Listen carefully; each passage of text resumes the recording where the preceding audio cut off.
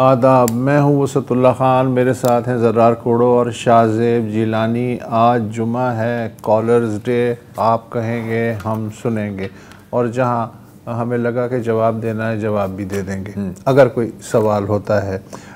मैं सिर्फ एक दरख्वास्त करना चाहता हूँ कि जो भी लोग सवाल करें वो पहले ये चेक कर लें कि उनके टीवी की आवाज़ बंद हो, ताकि जो गैप है उसमें कन्फ्यूजन पैदा ना हो और वक्त बच सके आपका भी और हमारा भी।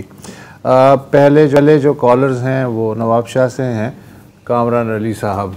जी सर। अस्सलाम वालेकुम। वालेकुम। यही तो दोस्तों ले दे कि मेरा बिजनेस है, तुम ही कहो मैं क्यों इससे तोड़ दूं नाता, करूंगा क्या जो करप्शन भी छोड़ दी मैंने, मुझे तो और कोई काम भी नहीं आता। वाह। ये जो मौजूदा हुकूमत है, इंटरनेशनल जो ऑयल प्राइसेस भी कम हो गई और दूसरा कमोडिटी की प्राइसेस भी कम हो गई, तो चीनी है जिसके अंदर शामिल, तो ये हुकूमत आवाम को रिलीफ क्यों नहीं दे रही है? अच्छा यार कामरान भाई, अगर आप इस आजकल किसी को कॉल करें तो एटलीस्ट मेरा एक्सपीरियंस ये रहा है कि वज़ीर आज़म शहबाज शरीफ की आवाज़ आती है। आपने ये नोट किया है? नहीं। अच्छा, आप ट्राई करें अभी। अच्छा। रेगुलर पे आप, हम आजकल व्हाट्सएप पे कॉल करते हैं ना, रेगुलर लाइन पर कॉल करें तो वो कहते हैं कि जैसे हमने वादा किया था तो हमने बिजली की कीमत तो कम कर दी है, और कर दी है। जहाँ तक आलमी मंडी में तेल की बात है तो मेरा ख्याल है कि बेहतर है कि वो सरप्लस जेब में रखा जाए। हो सकता है कि आने वाले दिनों में कोई रिलीफ आए, लेकिन फिर ये प्रेडिक्टेबल चीज़ें भी नहीं होती ना, और आजकल जो ये दुनिया में ट्रम्प साहब ने जो किया हुआ है, तो I think better safe than sorry वाला सिचुएशन है। लेकिन कम से कम बिजली में तो रिलीफ मिली है ना, इतना तो। और अगर सारा रिलीफ आवाम को दे दिया जाए तो फिर रियासत को कौन रिलीफ देगा? और नहीं तो क्या, रियासत का भी तो सोचा करें कामरान भाई। सोचा, वो भी तो आखिर इंसान है। और नहीं तो क्या, उनको भी खाना पीना होता है। आपको कुछ ऐड करना है शाहज़ेब साहब या आगे बढ़ूं? आगे बढ़े। अच्छा, राहिल अशर साहब हैं कराची से। अस्सलाम वालेकुम। वालेकुम अस्सलाम। मेरा सवाल है अपने तीनों भाइयों से, खासकर ज़रार भाई और शाहज़ेब, क्योंकि वो डिफेंस में रहते हैं और डिफेंस का बकौल वसतुल्लाह साहब के अमीरों की गरीब बस्ती। अब सिर्फ मैं ही बचा हूँ डिफेंस में। शाहज़ेब शिफ्ट हो गए जी। अच्छा, वो शिफ्ट हो गए। तो देखिए, फेज 1 में रहते हम। ईद से हमारे फेज 1 के ऐसे हालात है, आपको पता होगा, ईद के 3rd डे एक साहब को वहाँ अपार्टमेंट के पास बच्चे के सामने गोली मार दी, वो बेचारे मारे गए। खैर थोड़ा वो हंगामा हुआ, सब कुछ हुआ, आपके नजमी आलम साहब भी आए, फिर आपके SSP साहब आए, फिर पुलिस पे 2 दिन के बाद कहा जी हमने पुलिस मुकाबले में इनको मार दिया। अल्लाह बेहतर जाने सच है गलत। हमारे फेज 1 में मैं बताऊं, मुसलसल आज 11 तारीख है, 11 तारीख तक हमारे मुसलसल स्नैचिंग के वाकयात हैं। और दूसरा नई बात बताऊं कि जी अब मीटर चोरी होने लग गए हैं इलेक्ट्रिसिटी के। रात को आते हैं कि जी वो के इलेक्ट्रिक को बोलोगा हरवंशी भाई, हरवंशी के पास वो दिमाग और वो जो टूल्स नहीं होते जो इतनी मोटी वायर काट दी। आपको बताऊं 3 दिन में 18 मीटर चोरी हुए हम लोगों के डिफेंस। नहीं, मीटर चोरी हुए हैं या तारें चोरी हुई हैं? मीटर, पूरा मीटर उठा के ले गए। पूरे मीटर उन्होंने काटे हैं। वाह। काट के वो निकाल के ले गए। के इलेक्ट्रिक को कहो, वो कहते हैं कि जी आप FIR कटवाएं, एप्लीकेशन दे। अब मीटर एक मेरे ख्याल 25 से 40 हजार के दरमियान है, और उसको वो फिर आपके बिल में लगा के देखते हैं। इस हवाले से देखें DHA, आप फेज 1 देखें, फेज 2 देखें, सेंसिबल अवार्ड इन्होंने बड़ी रोडें बंद कर दी। यहाँ पे आप एक छोटा सा पेंट का ब्रश बाहर रखें तो विजिलेंस आ जाती है, भाई आप क्या कर रहे हैं। एडमिनिस्ट्रेटर को हम अक्टूबर से लेटर लिख रहे हैं कि जी फेज 1 के हम रेजिडेंट्स हैं, हमारी कोर कमेटी, आप उनसे मिल लीजिए, उनके पास टाइम नहीं है। अब इतने बुरे हालात हैं। अब बताएं, अब फेज 1 को हम DHA को प्रेशराइज करते हैं। वो कहते हैं जी आपके इलाके में एक साहब है, उसको शौक है, वो कोर्ट में चला जाता है और कोर्ट हमारे अगेंस्ट फैसला दे देती है। हमने उनको कहा जी चले मिलके कोर्ट चलते हैं ना, जो हमें प्रॉब्लम्स हैं, कमर्शियल बिल्डिंग्स बन गई हैं, ट्रैफिक फ्लो है, सिक्योरिटी मसला है, बस्ती के रास्ते खुले हुए हैं जो मास्टर प्लान में नहीं थे, उसका हम कोई ऐसा कोर्ट से ऑर्डर लेते हैं मिलके, पर आज तक नहीं हुआ। अब देखिए, एक मैं आपको बात बताऊं, 9 मार्च को एलीट क्लास फेज 1 की निकली, 300-400 लोग निकले और हमने प्रोटेस्ट किया अगेंस्ट वाटर बोर्ड। उसका नतीजा निकला कि असदुल्ला साहब को वहां से हटा दिया है, MNA साहब भी भागे हुए आए, मेयर साहब के भाई भी भागे हुए आए। हमने कहा था जी हम ये जो है NMC का सिग्नल ब्लॉक कर रहे हैं, जिसमें लेडीज भी थी, और सारे बच्चे भी थे। हमने कहा कि पानी का मसला है, उसके बाद से कुछ बेहतरी हुई है। अभी भी यही बात है, हमने DHA को कन्वे किया कि जी हम क्या चाहते हैं कि जी हम आए 300-400 लोग 500 लोग आपके ऑफिस के बाहर धरना देके बैठ जाएं, आप क्या करेंगे? मारेंगे हमें? रेंजर से पिटवाएंगे, पुलिस से पिटवाएंगे? अल्लाह का एहसान है कि मीडिया की सपोर्ट है हम लोगों को, मीडिया पे इनके खिलाफ ये चीज उठा रहे हैं, उठाते रहेंगे। तो बड़ा अफसोस होता है हमें DHA की कारकर्दगी के जी हम टैक्स पेइंग हैं। सबसे पुराना फेज है, आपका हेड ऑफिस है इधर भाई, इस फेज पे तो तवज्जो दे लो। एक बंदे का एक्सक्यूज बना के आपने पूरे फेज 1 को ना कुर्बानी का बकरा बनाया हुआ है। कोई घर से बैंक से पैसे लेके आया, उसको गेट पे लूट लिया। अब बताइए, इलेक्ट्रिसिटी के मीटर चोरी होने का वाकया हुआ 3 दिन में 18 मीटर। वाह, कोई हद होती है किसी चीज? राहिल भाई एक सवाल है, ये थोड़ा सा एक नई चीज है मेरे लिए भी। बिजली के मीटर चोरी हो रहे हैं। हाँ। क्या हम जानते हैं कि ये कौन चोरी कर रहा होगा? क्या मकसद है उनका? मतलब क्या मार्केट में? मैं जो समझाऊं, शायद भाई मेरा हो सकता है, मेरा बात सुन लीजिए, ये के इलेक्ट्रिक वाले मिले हुए हैं। क्योंकि देखिए, आम कोई आदमी नहीं तार काट सकता। मैं और आप अब उसको लेके जहाँ प्लास कटर, हमें नहीं पता कौन सी तार किधर जा रही, क्या होती है, हमें करंट भी लग सकता है। तो ये के इलेक्ट्रिक वाले मिले हुए हैं। ये कई किसी सही ने कहा कि जी वो मीटर चोरी करके हमारा मीटर दूसरी गली वाले को बेच देंगे, उसका मीटर हमें भेज देंगे। इसमें के इलेक्ट्रिक इन्वॉल्व है। और देखिए, पुलिस तो ना होने के बराबर है हमारे एरिया में, विजिलेंस 0। वेल, नई चीज है मेरे लिए। बस अब यही बात है कि अगर DHA का ये हाल है तो आप सिर्फ इमेजिन कर लें कि बाकी शहर का क्या हाल होगा। हम समझते हैं कि DHA में थोड़े से मामला बेहतर होते हैं, लेकिन आपने तो एक लंबी लिस्ट गिनवा दी, तो बाकी शहर का फिर अल्लाह ही हाफिज है। यार, ये मीटर चोरी करने वाली चीज मतलब थोड़ी सी अब आपको पता चला कि मैं DHA क्यों नहीं शिफ्ट हुआ और ये क्यों चले गए हैं। तो ये जरा पता करना होगा कि पिंजरा लगा दूं एक, हो सकता है कि मेरे इलाके में आ जाए, ये भी हो सकता है। जी शाह साहब, आप कह रहे थे? नहीं, मैं ये कह रहा था कि के इलेक्ट्रिक से पता करना होगा कि देखिए, घर के बाहर से चोरियां हो जाना, मैंने ये भी सुना है, गाड़ियां खड़ी होती हैं, बैटरी निकाल के ले जाते हैं। DHA में बड़ा ये मैंने काफी एनीडोटल एविडेंस मुझे सुनने में आ रहा है। लेकिन उसमें अगर आप ये बिजली का मीटर भी डाल दें और फिर वो 25,000 रुपए लेके आपको नया दें, तो ये तो के इलेक्ट्रिक को देखना होगा। और ये बात सही है इनकी कि उनके अपने लोग मिले हुए होंगे निचले लेवल के, उसके बगैर कोई फायदा नहीं है। वही है ना कि देखो, न्यूट्रल की तार चलो आप सही है यार, आप मतलब लोहा है आपने बेच दिया। मीटर की मार्केट का है, मतलब ऐसा तो नहीं है ना कि तुम शेरशाह जाओ और कहो कि यार 2 मीटर निकाल, ऐसा नहीं होता। हर दिन एक नई चीज मिलती है। जो हो सकता है अफगानिस्तान स्मगल हो रहे हैं, हो भी सकता है। हाँ, पर हर एक के लिए विन विन सिचुएशन है, एक्सेप्ट फॉर जिसका मीटर है। मोहम्मद अकील साहब हैं कराची से। मैं ये कह रहा था कि अभी जो हमारा फलस्तीन का जो चल रहा है मामला, इसमें हालात में, तो अब आप देखें हमारे आलम दीन ने फतवे भी दे दिए हैं जिहाद के, ठीक है। अब गवर्नमेंट को बोलना चाहिए, गवर्नमेंट को इन्वॉल्व होना चाहिए। इंडिविजुअल अब इस तरीके से आज एक फिर ने करा, कल दूसरा करेगा, तीसरा करेगा, ये चीज बिल्कुल एक हटकर है, ये गलत है।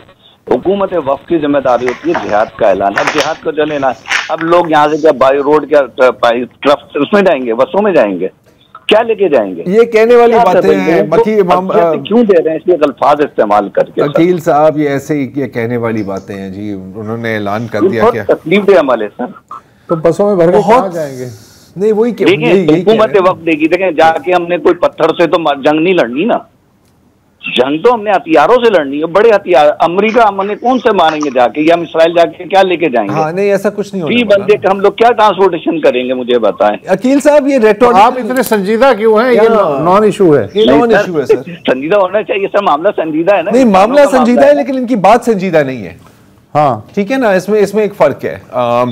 पर आप किसी और बात पे अपना खून जलाइए। हाँ, इन्होंने अपनी पब्लिक कंजम्पशन के लिए एक बात कर दी, आपको भी पता है कि इसमें अमल नहीं हो सकता, उनको भी पता है कि इसमें अमल नहीं हो सकता, सबको पता है। हाँ, इतनी सी बात है, इतनी सी। और कौन है? और कोई कॉलर है हमारे पास? मलिक राशिद हैं कराची से। अस्सलाम वालेकुम जी। जी वालेकुम अस्सलाम। सर, एज यूजुअल आपका प्रोग्राम बहुत अच्छा होता है और सबसे अच्छी बात यह है कि हम लोगों को भी पार्टिसिपेशन के लिए आप मौका देते हैं, बहुत शुक्रिया इसके लिए। सर, बात ये करनी कि आजकल जरा थोड़ा हॉट इशू है ये कि 6 कनाल निकल रही हैं दरियाए सिंध से, तो उसके ऊपर लगता ये है कि जैसे मीडिया को भी अगर जैसे रिपोर्टिंग हो रही कि ज्यादातर सियासत हो रही है, तो मुझे वो चीज एक पुरानी याद आ गई जो अभी तक चल रही है कि कालाबाग डैम पे भी बहुत इशू हुआ था और मुख्तलिफ जो पार्टियां उस पर एग्री नहीं कर सकी। हमारे एक भाई हैं, इंजीनियरिंग से उनका ताल्लुक है, वो साइट देख के आए। वो कहते हैं जी कि कालाबाग डैम ऐसा कुदरत ने बनाया है, बनाया है, बिल्ट इन है हर चीज, सिर्फ लगता है कि आप टरबाइन लगाएं, थोड़ा सा काम है और वो डैम बन जाता। यानी कुदरत फैसिलिटेट करती है अक्सर मामलात में, ऐसे लगता है पाकिस्तान को। लेकिन हम लोग ऐसे मतलब अकल के अंधे हैं बाज़ औक़ात कि हम जो इशू जिससे मुल्क ने तरक्की करनी है उस पर हम सियासत के चक्कर में लोगों का हकूक का इस्तेमाल करते हैं कि ये हमारे कौम के हकूक जो है, दरअसल जिस कौम के हकूक की ये लोग लड़ाइयां लड़ रहे हैं, कौम को तो उसका इदराक ही नहीं है सही मानों में। पहले उनको बताएं तो सही कि आपके हकूक क्या हैं, ताकि उन्हें बेचारों को पता तो चले। आप जैसे दरियाए सिंध है, मैंने खुद ये पट्टी सारी देखी जोलिस्तान की जो पंजाब से लगती है और सिंध से लगती है, ये बिल्कुल बंजर है। देखिए दुबई जैसे लोग जो मुल्क हैं, वहाँ के रेगिस्तान है, वो अगर सरसब्ज हो सकता है, दुनिया में आगे मुस्तकबिल में फूड क्राइसिस आने वाले हैं, लेकिन हम लोग उस तरफ नहीं जा रहे। रशीद साहब, पानी आपने जो टेक्निकल ऑब्जेक्शंस हैं, मैं सियासी ऑब्जेक्शंस की बिल्कुल यहाँ पे हरगिज बात नहीं कर रहा, और मैं अब कालाबाग की बात नहीं कर रहा, मैं चोलिस्तान। आपने जो टेक्निकल ऑब्जेक्शंस हैं वो आपने पढ़े? सर मैं आखिर में यही बताना चाह रहा था कि मुझे जो अभी तक अवेयरनेस हुई है, इसमें टेक्निकल डिपार्टमेंट जो हमारे इंजीनियरिंग से ताल्लुक रखते हैं, इरिगेशन से लगते हैं, उनको लाजमी अवेयर कराना चाहिए पूरी कौम को कि इस पे मसला क्या है। वो हमने किया है ना, यही तो मैं आपको कह रहा हूँ ना सर। देखें, बात सुने, आपने कालाबाग की बात की, अब कालाबाग पे मैं am not qualified to comment, आप पता नहीं, और वो है भी अब पुरानी बात ना, वो तो बात गई जहां तक। और मैं मतलब अब मैं बाकी मीडिया की कोई जिम्मेदारी हम नहीं ले रहे, लेकिन हमारी कोशिश रही है, वसत और शाहजेब आप इसमें मेरी सपोर्ट कर सकते हैं, कि हम सिर्फ मतलब ये इमोशनल या सियासी बात ना करें, लेकिन टेक्निकली भी बात करें कि यार फीजिबल है या नहीं है। जी सर, मैं बता रहा हूँ एक पॉइंट मेरा सिर्फ, अगर आप इजाजत दें मुझे, वो ये है सर कि चाइना में जो प्रैक्टिस है कि बहुत सारे लोग, बहुत सारी जो जमीनें दरियाओं से दूर हैं, उनके यहाँ बहुत साल पहले उन्होंने ऐसे किया कि अगर उनके जो दरिया हैं, जो जब सैलाब आते हैं, अगर उसमें मिसाल दे रहा हूँ कि अगर 5000 क्यूसेक पानी बहता है आम दिनों में, तो सैलाब के दिनों में 50,000 बहेगा। तो उन्होंने अपने दरियाओं को चैनलाइज किया और जो जमीनें दूर हैं उनके साथ बड़े बड़े पॉन्ड्स बना दिए, ताकि जब बारिशें ना हो, जहां एक्सेस ना हो पानी की, तो वो यूटिलाइज किया जा सके कल्टीवेशन के लिए। हम इस 6 कनाल के अंदर मुझे ये जो मालूमात मिली है कि ये सैलाब के दिनों में ज्यादातर होगी। अगर जायद पानी हमने समंदर में फेंक देना है जो कि फुल ऑफ मिनरल्स है, हम जो मिनरल की इतनी मीटिंगें कर रहे हैं, ये पानी तो हम कुदरती एक तोहफा है हमें, उसको अगर हम चैनलाइज बस मलिक साहब, ये जो आपका एक जुमला है उसने बता दिया कि क्या सूरत हाल है इल्म की। आपने लफ्ज इस्तेमाल किया कि ये जो पानी हमें समुद्र में फेंकना है, सारे झगड़े की जड़ ये जुमला है, हमें पानी समुद्र में फेंकना है। भाई साहब, ये पानी समुद्र में फेंका नहीं जाता, ये डेल्टा को जिंदगी बख्शता है। इस एक जुमले ने जो दुनिया का सबसे बड़ा, दूसरा बड़ा डेल्टा है सिंध का, उसको बर्बाद करके रख दिया सिर्फ इस जुमले ने। इससे पता चलता है कि हमारे जो टेक्नोक्रेट्स हैं या डिसीजन मेकर्स हैं, वो आपकी इस बात को लेके चलते हैं कि हमने समुद्र में जाया कर दिया, एक कतरा जाया नहीं होता है। दूसरी बात यह है कि आप जो कह रहे हैं चाइना का, उनके पास 3 बड़े दरिया हैं, उनमें जो फ्लड्स आता है डेफिनेटली उन्हें जमा करते हैं और उन्हें इरिगेशन करते हैं। हमारे पास तो जो मौजूदा कल्टीवेटेड एरिया है उसके लिए ही पानी 20% कम है। तो बुनियादी सवाल यह है कि इसके लिए, इन कैनाल्स के लिए पानी कहां से लाएंगे, इसका कोई अभी तक तशव्वुश जवाब नहीं मिल सका है। अगर ये अक्लमंदी है कि बंजर जमीनों को सैराब करने के लिए जो ऑलरेडी जरखेज जमीन है उन्हें बंजर कर दिया जाए, तो इसमें कौन सी अक्लमंदी है सरकार? अच्छा, आपके सवाल में ही आपका जवाब है, क्योंकि आपने ये भी कहा ना कि सैलाब आएगा। ऐसा सैलाब नहीं आया तो, और सैलाब कब आता है? सैलाब कब आता है? और जब सैलाब नहीं आया, आपने कनाल बना ली है, आपने उन जमीनों को अलॉट कर दिया है, तो क्या वो भूखे मरेंगे फिर? ये पानी के मफरूजे हवा में हवा में नहीं बनते। वैसे मतलब मजाक अल्लाह कसम है, जब बहुत चिड़चिड़ती है जब लोग कहते हैं ये पानी समुद्र में पानी फेंक दिया आपने। यार मुझे तो कोई दुनिया की कोई नहर बताओ जो समुद्र में जाके खत्म नहीं होती या किसी लेक में जाके खत्म नहीं होती। और चीन की आप बात क्यों कर रहे हैं? आप राजस्थान के कनाल का हाल देख लेना, वो ज्यादा दूर नहीं है हमारे से। इस तरह मैं ये भी कह सकता हूँ आपको कि स्विट्जरलैंड को देखो। क्यों देखें भाई? हर जगह के एक इकोसिस्टम अलग होता है यार, इस तरह काम नहीं होता। बस थोड़ा सा इस पे तहकीक करें मजीद। हाँ जी। और समुद्र में पानी फेंका नहीं जाता, वो जाया नहीं होता, वो डेल्टा की जिंदगी होता है। हाँ, फिर कहेंगे डेल्टा क्या है। हाँ जी। अगले कॉलर हैं जी, ब्रेक ले लें, ब्रेक ले लेते हैं जी। तो आपकी हम कॉल ले रहे हैं, हमारे साथ अगली कॉलर हैं कराची से मिसेस समीर। अस्सलाम वालेकुम। जी अस्सलाम वालेकुम सर, आप तीनों को मेरा बहुत सलाम। वालेकुम सलाम। वालेकुम सलाम। और बहुत सारी दुआएं भी हैं, क्योंकि कराची में रहते हुए आराम से और सुकून से रहना तो बड़ा मुश्किल है, लेकिन आप लोगों के लिए मेरी तरफ से बहुत सारी दुआएं। बहुत शुक्रिया जी। शुक्रिया। अच्छा सर जी, 2 पॉइंट थे मेरे। एक तो मुझे ये बात करनी थी कि यहाँ पे जो टैंकर माफिया और वाटर टैंकर और ये जो गाड़ियां जिस तरह से वो हो रहा है, एक तो कत्लेआम, ये भी एक कत्लेआम है। और यहाँ पे कोई गवर्नमेंट, मुझे तो कहीं पे भी कुछ नजर नहीं आ रहा, लोग मरे जा रहे हैं, मारे जा रहे हैं। और वहाँ पे जो हथियार लेके और टैंकर माफिया के लोग आते हैं, उस पर किसी का कोई तवज्जो और ध्यान नहीं जाता। सब कुछ होता है यहाँ पे सिर्फ आवाम के लिए होता है, कायदा भी और कानून भी। बेशक, सबसे बड़ी बात।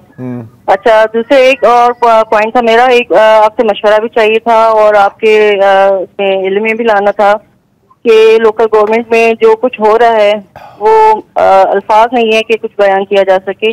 मैं इनडायरेक्टली और एक तरह से जो है ना, मैं तभी लफ्जों में कहा जाए, या आप समझ सकते हैं कि मैं क्या बोलना चाह रही हूँ। नहीं तो सर, शरीफ आदमी और शरीफ नहीं, आप समझते हैं, आपको सब पता है, लेकिन हम सब जो है ना, सब पता होते हुए भी हमें जो है ना, हम कुछ नहीं कर सकते, क्योंकि अथॉरिटी पावर पैसा सब कुछ हमारे पास नहीं है। नहीं, आप बता दें हमें कि मतलब लोकल बॉडीज में मतलब स्पेसिफिकली कसम से मतलब यहाँ पे ये हो रहा है कि आप एक चीज, मैं आपको सिर्फ इनडायरेक्टली एक चीज आपको पिन आउट कर रही हूँ कि यहाँ पे एक ट्रांसफर होता है और लीगली होता है, ठीक है, लेकिन उस ट्रांसफर पे जो है ना, हफ्ते के अंदर अंदर दोबारा से उनको जो है वो, मैं कराची की बात कर रही हूँ, नहीं जॉब्स की बात। हफ्ते के अंदर क्या होता है दोबारा? उनका जो है वो कैंसिल किया जाता है और वहाँ पे अपने मनपसंद लोग या वजीरों के लोग, लोगों के लोग आ जाते हैं। ठीक है, समझ गए। अब मैं नाम नहीं लूंगी, कुछ भी अगर कहा जाए तो फिर मैं नहीं, ठीक है, समझ गए। ठीक है ना, तो हम लोग फिर कहाँ जाएं, किसको कहें? यहाँ पे सिर्फ पैसा, पावर और इसके अलावा कुछ भी नहीं हो, कुछ भी नहीं। और ये बल्दिया तक नहीं है मिसेस समीर, ये तो ऊपर से नीचे तक सूबे की सतह पे, फेडरल लेवल पे, हर महकमे में यही कुछ है।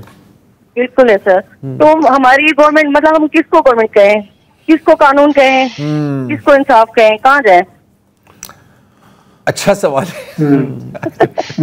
अभी मेरे पास जवाब नहीं। इसका जवाब सिर्फ शाहजेब के पास। इसके पास जवाब कहाँ जाए? शाहजेब, मुझे वो याद आ रही है, हमारी जो प्रेस क्लब के आगे एक आंटी नहीं थी जो गवर्नमेंट के हवाले से काफी बात करती थी। आंटी गवर्नमेंट जी, आंटी गवर्नमेंट क्या कहती थी? तो वो बताना यार दोबारा क्या कहा था, मैं भूल गया। मेरा ख्याल है वो जिस तरह कॉलर कह रही थी कि बात तो आप समझ गए होंगे, तो मैं भी इसी पे इत्तेफाक करूंगा कि अगर आपने बीप करके कह दो, याद है। हाँ, तो बस मेरा ख्याल है यही है, आंटी गवर्नमेंट ने बता दिया था कि यहाँ पे कौन सी गवर्नमेंट है। बेवकूफ बना रहे हैं, उल्लू भी कह सकते हैं आप, चलो मर्जी आप। बस तो यही है, सही है, बस हो गया। फिर तो आपको मिसेस समीर अंदाजा हो गया होगा कि क्या हालात है।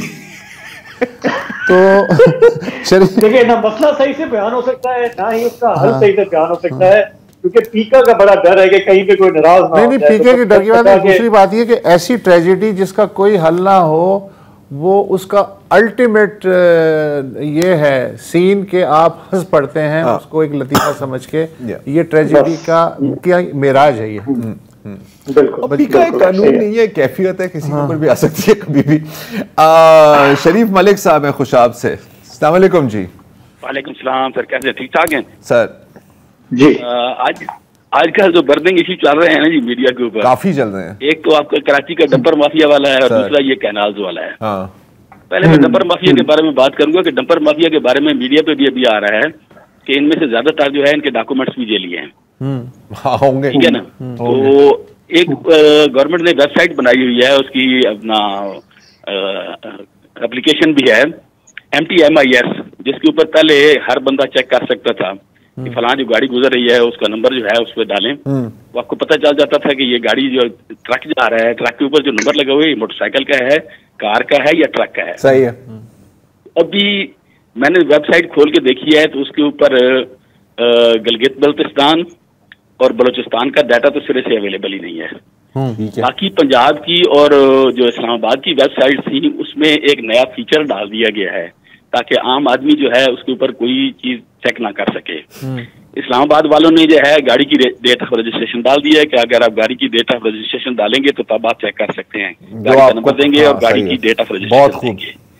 ठीक है, ताकि आम आदमी जो है नहीं ताकि काम ही ना हो सके ना। जी बिल्कुल, काम ही ना हो सके। और बलूचिस्तान पंजाब वाले जो है, पंजाब वालों ने ये कारनामा किया है कि उन्होंने चेसिस नंबर डाल दिया है कि गाड़ी का नंबर दें, उसके नीचे चेसिस नंबर डालेंगे तो आपको पता चलेगा कि ये और हमारे सिंध में क्या किया है? आप गाड़ी के बायोमेट्रिक अपलोड करें, ड्राइवर के बायोमेट्रिक अपलोड करें, क्या है मतलब ये चीजें जो है इस तरह हो रही हैं। पाकिस्तान में बहुत सी गाड़ियां ऐसी हैं जो उनको पता क्या एक मखसूस नाम दिया हुआ है। मैंने एक गाड़ी बाइक के लिए खरीदनी थी तो वो मजदा ट्रक था।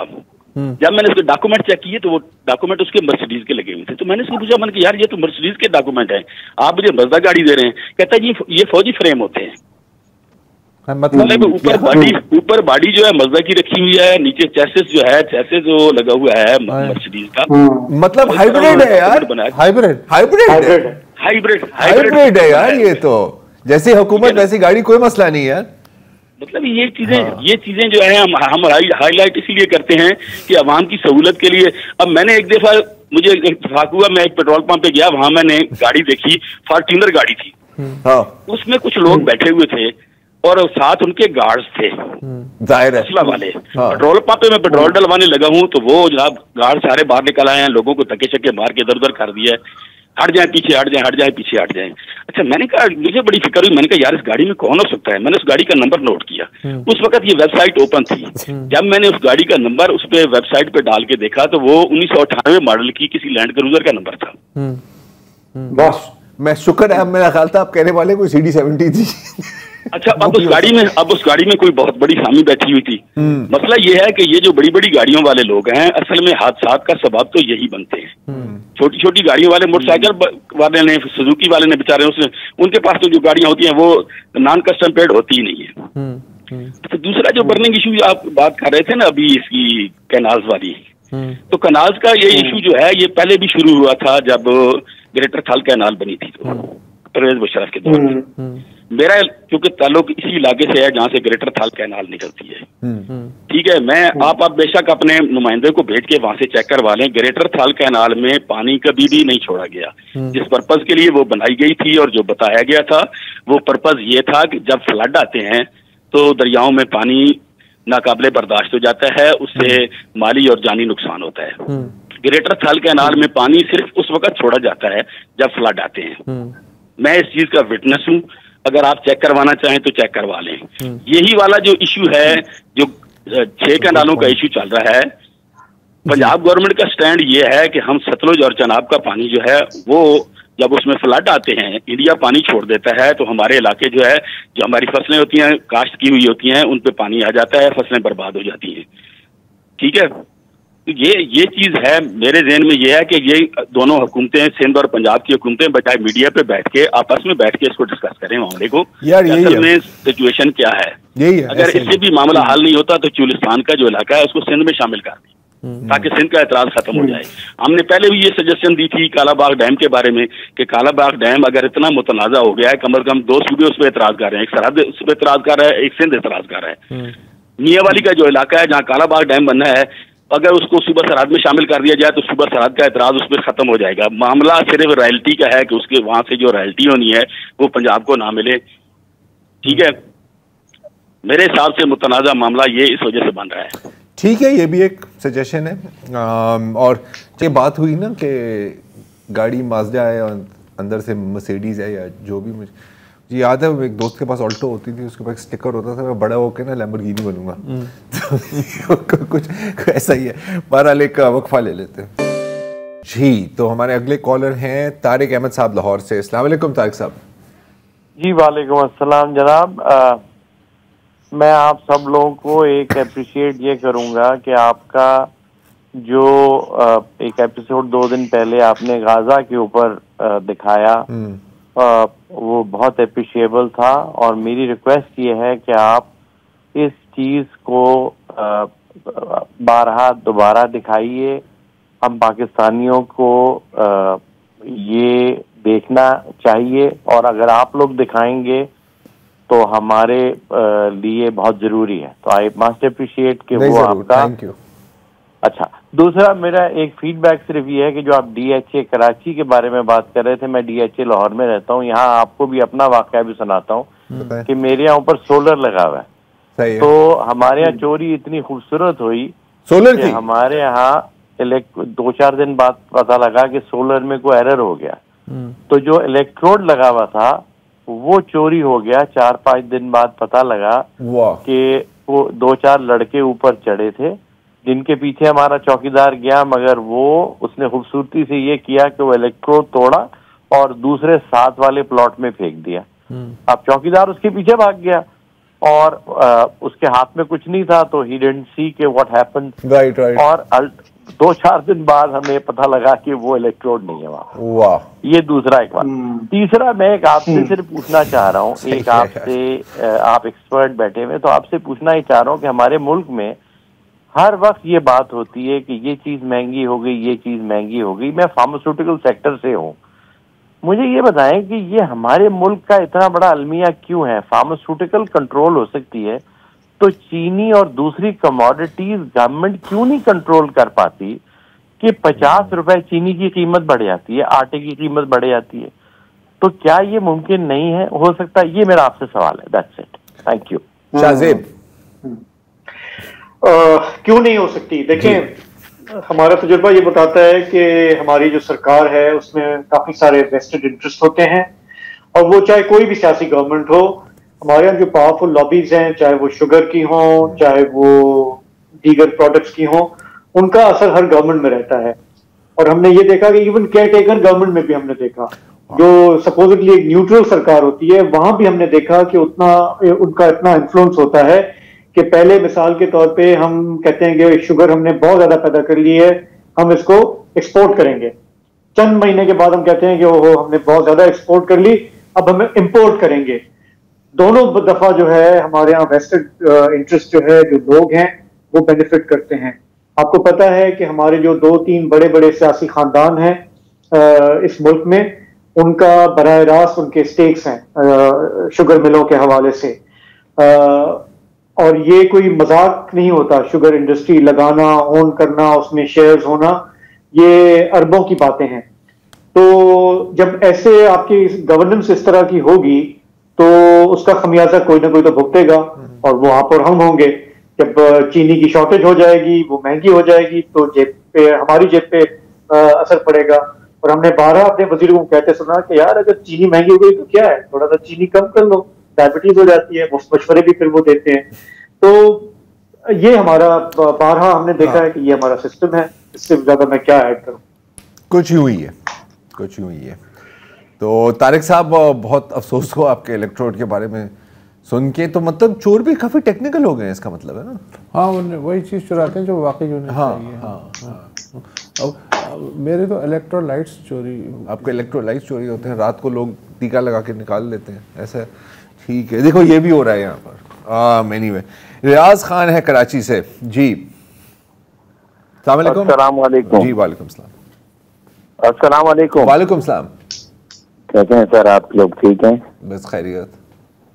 सर ये है कि अब जब मैं घर से निकलता हूँ रोड पे, तो आप यकीन करें कि अब मुझे डर लगने लग गया है। क्योंकि जब भी रोड पे जैसे वाकयात हो रहे हैं, लेकिन मैंने जो इसको बहुत सोचा कि यार आखिर वजह क्या है, तो शाहराह फैसल पे जो सबसे बड़ी वजह मुझे नजर आई ना, वो ये रक्षा, CNG और हम मोटरसाइकिल वाले डंपर लोडर, और ये तो हैं लेकिन जो हम खिलाफ कानून चल रहे होते हैं, रक्षा, CNG, मोटरसाइकिल, इनको तो पता ही नहीं है कि रोड पे हमने चलना कैसे है, ये तो है। कौन सी फर्स्ट रो हमारी है या सेकंड है या थर्ड है। आप आप लोग भी यही कराची के ही हैं, कोई बाहर से नहीं है। आप लोग भी इन्हीं रोडों पे चलते हैं, जा रहे हैं, आ रहे हैं। अब एक 125 वाले का 70 वाले का क्या काम है फर्स्ट रो में चलने का। अब आप जिस तरीके से डिग्रोड है, डिग्रोड नाता खान का पुल जैसे ही आपने थोड़ा सा नीचे हुए तो आपको जाम मिल जाता है। क्यों? कि वहां से जो CNG है वो मिलेनियम की तरफ मुड़ती है। ये और हमारे यहाँ ये भी अवेयरनेस लोगों को नहीं है कि अगर आपने सीधा जाना है सदर की तरफ तो आप नाता खान के पुल से ही पहले रो की जगह तीसरी रो में आ जाएं कि आप आराम से जा सकें। लेकिन नहीं, जैसे ही करीब आते हैं तो आप लेफ्ट को हो जाते हैं। आप हमारी जो ट्रैफिक पुलिस है, मैं हैरान हूं कि हर नुक्कड़ हर चौक पे खड़ी है, लेकिन पता नहीं क्या वजह है, क्या है, कौन से फातिमा का भाई जो है वो जो फातिमा का भाई दे देता है उसका वो सलाम करते हैं, वो जाता है। मैं तो हैरान हूं। तो इसलिए मेरी ये रिक्वेस्ट है DIG ट्रैफिक से कि आप बिला रंग और नस्ल कोई अगर कहता है कि जी मैं फलाने का बच्चा हूं तो सबसे पहले उसके ऊपर FIR कटाए, उसको बंद करें। आप सिर्फ 2 आदमियों को बंद कर दें, मैं यकीन करें मेरा बाप भी कहने में फर्स्ट रो में नहीं जाएगा, मैं चौथी रो में जो मेरी मोटरसाइकिल की है मैं उसी पे चलूंगा। आप लोग जरा सा झंडा टाइट कर दें, ना कोई मरेगा और ना कोई कान में नुकसान होगा कराची का, क्योंकि हमारे अपनी गलतियों की वजह से फिर हम कहते हैं फलाने ने कर दिया, फलाने ने कर दिया। सबसे पहले मुझे सही होना है। जब मैं सही होऊंगा, मेरी चौथी रो है, मेरी येलो वाली लाइन है, उससे मैं दूसरी पे ना हूं, यकीन करें कभी भी एक्सीडेंट नहीं होंगे। मैं क्या कहता हूँ, कैली वाली में आ जाता हूँ जिसमें एम्बुलेंस और फास्ट ट्रैक होता है, वो मेरे बाप की रोड होती है। मैं ऐसे समझता हूँ जिस तरीके पीछे से कार वाला एम्बुलेंस वाला हारन दे रहा होता है, मैं कहता हूँ तुसी करो जरा करना है, मैं से अपनी टू दी रोड समझ के गुजरना है। फिर हल्का सा लगती है और फिर डेथ हो जाती है, फिर लोग रोड पे आते हैं और माँ बाप और वगैरह, फिर लोगों को भाई आज DIG साहब आप सख्त एक्शन लें, कोई भी हो आप FIR काटें और बंद करें। आप 10 आदमियों को बंद करें, लटका दें। नहीं, बिल्कुल सही, बिल्कुल सही रियाज साहब, मैं आपके साथ हूँ। हमेशा ये कहता हूँ यार 2-3 लोगों को डंडा मारो ना, make a terrible example out of a couple of people, और इवेंचुअली लोग सेट हो ही जाते हैं। शाहजेब आपका ख्याल है कैसा नहीं होना चाहिए? यार नहीं, मैं ये कह रहा हूँ कि देखें हमें तो कोई ना विल नजर आती है, ना ही वो तो है ही नहीं नजर आता है, ना ही कैपेसिटी नजर आती है। और दूसरा, मैं खुद हालांकि आपको पता है 12 इन प्रोग्रामों में मैं भी यही शिकायत कर चुका हूँ जो भी रियाज भाई ने कही, लेकिन फिर मैं अभी थोड़ा सा ये भी सोच रहा था कि आप इस शहर में देखें कि नंबर ऑफ मोटरसाइकिल्स कितनी है। मेरा नहीं ख्याल कि पाकिस्तान के किसी शहर में रोजाना की बुनियाद पे इतनी 2 व्हीलर्स आते होंगे, और हम उनको कोसते भी हैं। मैं भी रोज आते जाते हुए ये मोटरसाइकिल वालों जितना रेकलेसली चला रहे थे मैं उनको कोस रहा होता हूँ। फिर मैं ये भी देखता हूँ इसी शारा फैसल पे कि 3 लेन्स में मोटर बाइक्स इसलिए हैं कि वो बेतहाशा हैं। अगर वो उसी हिसाब से होती, जिस हिसाब से सड़कें बनी हुई हैं, तो शायद वो अपने चौथे रो में चल रहे होते, लेकिन वो 3 रोज पे मोटरसाइकिल चल रही होती हैं और एक लेन में आपको 4 व्हीलर्स जो है वो स्पेस नेगोशिएट करते हुए नजर आती हैं। मुझे तो नहीं लगता, मैंने तो कोई ऐसी इंडिकेशन नहीं देखी कि हमारे कोई DIG साहब या कोई हमारे पुलिस का डिपार्टमेंट किसी को कोई परवाह है या कोई एफर्ट भी करता है। मीटिंग्स करते हैं वो लोग, अगर इश्तिहार चलाते हैं। अगर इन शहरों में पब्लिक ट्रांसपोर्ट सिस्टम हो जैसा कि होना चाहिए तो इतनी मोटरसाइकिलें भी सड़क पे नहीं आएंगी, और जो आएंगी तो उनको डील करना आसान हो जाएगा। बेसिकली बॉटम लाइन सारी यही है ना, यहाँ कोई पब्लिक ट्रांसपोर्ट सिस्टम हमारी ट्रैफिक जी। पहले अभी एक हमारे कॉलर ने कहा ना कि वो जो आते हैं ये V8 में और जो प्राडो चलाते हैं और उनके साथ गनमैन होते हैं। देखिए एक तरफ वो हैं जो बंदूकें दिखा के उनके गनमैन जो है वो रास्ता साफ करते हुए जाते हैं, जैसे बाकी सब लोग हम लोग कीड़े मकोड़े, हमारे कोई राइट्स नहीं है, उनका एक सेंस ऑफ एंटाइटलमेंट है। तो एक तरफ वो है, एक एक्सट्रीम वो है हमारी, और दूसरी तरफ ये है हमारा तबका मोटरसाइकिल वाले। हम देख रहे होते हैं 5-5 लोग, बच्चे लटक रहे हैं, खवातीन हैं, 4-4 लोग मोटरसाइकिल पे होते हैं, जो आप समझे कि उनके लिए मोटरसाइकिल के अलावा कोई और तरीका नहीं है कहीं भी आने जाने का, पब्लिक ट्रांसपोर्ट नहीं है। तो वो ये सोचता होगा ना बंदा कि यार ये V8 वाला जो है वो बंदूक के जोर पे लॉ को फ्लाउट करता हुआ, सिग्नल तोड़ता हुआ जा रहा है, उसको कोई नहीं रोकता। मैं अटेम्प्ट करके देखता हूँ, मैं भी करूंगा। तो फिर आपका आगे का आवाज बिगड़ता जाता है। और ज्यादातर जो कोने में ट्रैफिक पुलिस वाले खड़े होते हैं वो गाड़ियों या तो छोटी गाड़ियों को रोकते हैं या मोटरसाइकिल वालों को रोकते हैं। ऐसा ही है, उनसे डील करना आसान होता है ना। तो ये बहुत सारी मसाइल हैं जिनकी खिचड़ी बनी हुई है। हम और कुछ नहीं कह सकते, सिर्फ कि एक break. Welcome back. Mohammad Ali साहब हैं कोयटा से। जी सर। अस्सलाम वालेकुम। वालेकुम।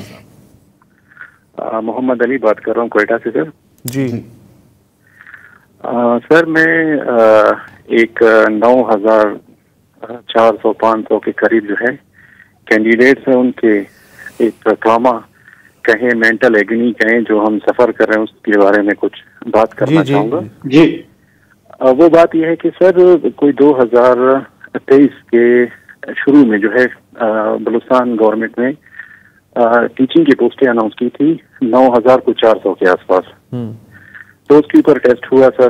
टेस्ट होने के बाद वो जो है ना रिजल्ट डिक्लेयर करने से पहले जो है ना वो नैब में चला गया कि उसके ऊपर करप्शन हुई है। फिर वो नैब से बलूचिस्तान हाई कोर्ट में गया। बलूचिस्तान हाई कोर्ट से वो मामला सुप्रीम कोर्ट में चला गया और सुप्रीम कोर्ट ने भी ये फैसला दे दिया कि जो है वो कैंडिडेट्स जो हैं वो हक पर हैं, कोई करप्शन साबित नहीं हुए, काइंडली कैंडिडेट्स को जॉब दी जाए। तो सुप्रीम कोर्ट ने जो फैसला दिया था उसमें जजमेंट में 15 दिन का टाइम दिया था कि आप 15 दिन के अंदर अंदर जो है वो ऑर्डर्स कर लें। तो उसके बाद ये जो करंट गवर्नमेंट आई है पीपी की बलूचिस्तान में, इसमें फिर सीएम साहब ने जो है ना उसको एक नई पॉलिसी बनाई जो कॉन्ट्रैक्ट की थी। उसमें उन्होंने ये कर दिया कि कहा कि मैं पुरानी पॉलिसी से भर्तियां नहीं करूंगा, नई पॉलिसी से भर्तियां करूंगा और यहाँ पे सिर्फ और सिर्फ 18 महीने के लिए किसी को भी जॉब मिलेगी। वो पुरानी पॉलिसी जो थी वो परमानेंट की थी, इन्होंने एक तो नई पॉलिसी दे दी। दूसरी बात ये है कि सर मतलब हम पिछले 3 साल से सफर कर रहे हैं, उसके बावजूद इतनी मतलब प्रोसेस को स्लो किया गया है, कभी एक मसला कभी दूसरा मसला। ये 9,000 खानदान है, 9,000 जॉब्स जब लगेंगी तो 9,000 खानदान आबाद होंगे।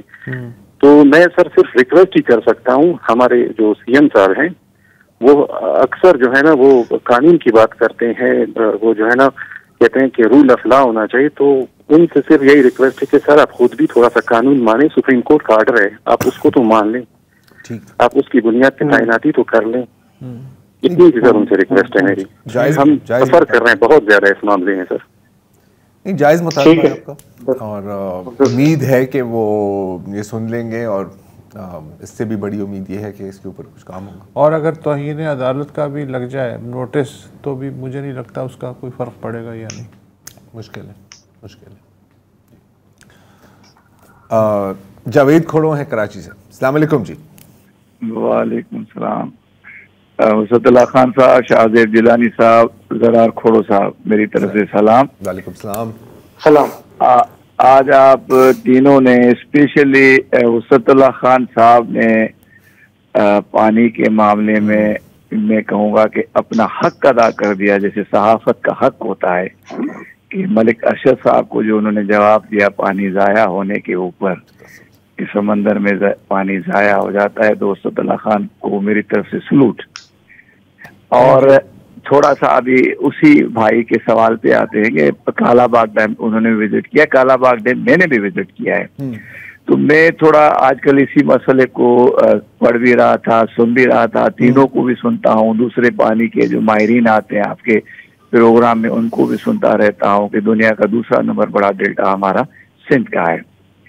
सर 50s में कालाबाग डैम का प्रोजेक्ट आया था और खोड़ो साहब के जो बड़े थे उनकी 55 में गवर्नमेंट भी चली गई थी। तो ये प्रोजेक्ट 50s में आया था और 55 से लेके 72 तक मैंने जब अखबारें छानी, बड़ी चीज़ देखा कि इसके खिलाफ कोई सिंध से एहतजाज हुआ हो, कोई सिंध से एहतजाज नहीं हुआ था। क्योंकि हाँ, एक एहतजाज मैंने देखा, पढ़ा, देखा, सुना, वो था फ्रंटियर से। उस वक्त भी फ्रंटियर के लोगों ने इसके सख्त मुखालफत की थी और 80s में मुझे अभी भी याद है कि अटक के पुल के ऊपर उस वक्त के सिटिंग गवर्नर जनरल फजले हक, बाचा खान, वली खालवानों ने बड़ा मुजाहरा किया था कि ये हमारी लाशों के ऊपर डैम बनेगा। अगर 1% भी KPK वालों को अगर कालाबाग डैम से फ़ायदा होता, उसतुल्लाह खान साहब ने रिपोर्टिंग ज़रूर की हुई उस दौर में अगर थे, तो 1% भी अगर केपीके के लोगों को कालाबाग डैम से फायदा होता तो ये डैम कब का बन जाता। अयूब खान का भी ताल्लुक भी, जनरल साहब का भी ताल्लुक केपीके से था, उसके बाद जो हमारे यहया खान का भी उनसे ताल्लुक था, बाकी लोग भी वहीं से आते रहे। तो केपीके की वजह से कालाबाग डैम अभी तक नहीं बना, क्योंकि अगर कालाबाग डैम बनता है तो तकरीबन 4 से 5 अजला फ्रंटियर के जो सबसे ज्यादा एग्रीकल्चर वहां होता है वो डूब जाता और सेम हो जाती। तो ये जो बार बार कहा जाता है कि कालाबाग डैम मुखालिफ, भाई कोई कालाबाग डैम का मुखालिफ नहीं है। जो अच्छा चीजें हैं अगर हमारे मुल्क के फायदे में बननी चाहिए, कोई नहीं रोकेगा उसको, मगर at the cost of the दूसरे प्रोविंसेस के अगर उनका जीना मरना ही खत्म हो जाए, उनकी हयाती तबाह हो जाए, लाइफ लाइन खत्म हो जाए, तो कोई नहीं बनने देगा। दूसरी बात, आज चल रहा है कराची में एक इशू टैंकर और ये जो लोग मारे जा रहे हैं मोटर, तो ये बात समझ से नहीं आ रही। मुझे डर लग रहा है कि 80s वाला दौर न कराची में दोबारा दोहराया जाए और वही सियासत में दोबारा आ जाए। तो इसके लिए आपसे थोड़ा अर्ज है कि थोड़ा सा आप सीएम साहब को ऑन बोर्ड लें कि इस इशू को टॉप प्रायोरिटी पे लें। मुझे डर है कि 80s वाली सियासत कराची में दोबारा न दोहराए। कल आप यही बात कर रहे थे। हाँ, वो बुशरा जैदी वाला जो वही स्क्रिप्ट वही लग रही है। बिल्कुल इसको टॉप प्रायोरिटी पे लेना चाहिए। वक्त थोड़ा कम है, आखिरी कॉलर है हमारे साथ नईम एजाज साहब लाहौर से। अस्सलाम वालेकुम जी। अस्सलाम वालेकुम। माजरत मैं हेलो जी जी जी जी वालेकुम, कराची से हूँ मैं। अच्छा, कराची से, सॉरी पता नहीं मैंने लाहौर। आपके पास बहुत कम वक्त है, जल्दी से बताइए। जी, सबसे पहले तो आप लोग जो बैठे हुए और बड़ा अच्छा टॉपिक और डिस्कस कर रहे हैं, लेकिन औरों से कुछ बेहतर है, जो और एंकर हैं उनसे कुछ बेहतर आप करते हैं। मेरे ख्याल से 100% आप लोग भी नहीं देते। अच्छा सर, दूसरी बात यह है 100% हमारे यहाँ जो ब्रिजेस बने ना, जो कराची में, मैं कराची से था, जितने ब्रिजेस बने, यकीन करें किसी एक ब्रिज की जरूरत नहीं है। सिर्फ रोडों से इंक्रोचमेंट हटा लें, खुदा का वास्ता, सिर्फ इंक्रोचमेंट हट जाए, किसी एक ब्रिज की जरूरत नहीं है। डाक खाने से आप आते हैं, 5 ट्रैक का रोड है, उस पर ब्रिज बनाया हुआ है 10 नंबर तक। अगर इंक्रोचमेंट हट जाए तो यकीन करें ये पैसा सेफ हो जाएगा, यकीन करें हमारे यहाँ। क्योंकि और हम एक ईंट भी जो है ना अपनी मर्जी से नहीं लगा सकते, क्योंकि मेरिट नहीं है हमारे यहाँ।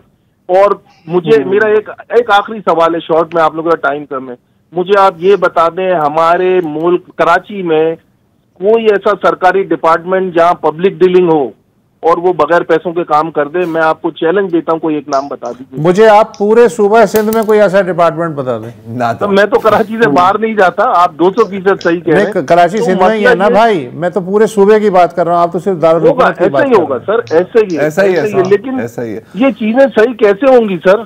अब एक मैं जी नहीं, मतलब बात आपकी सही है। मैं सिर्फ यही कह रहा था कि आपकी इंक्रोचमेंट की बात 100% दुरुस्त है, वो हो जाए और पब्लिक ट्रांसपोर्ट हो जाए ना, आपकी आधे आपके इंक्रोचमेंट वाला बड़ा वैलिड पॉइंट है। इंक्रोचमेंट वाला बहुत वैलिड पॉइंट है। सॉरी नईम साहब, आपके दूसरे सवाल पर हम रात 2 बजे आप कराची में निकलें, इतनी चौड़ी सड़कें लगती हैं, वही सड़कें कसम से सुबह 9 बजे इतनी तंग हो जाती हैं। ये सही है। आप खुदाफिज कहना चाहेंगे? कह दे। चलिए जी, आज के लिए इतना ही। खुदाफिज।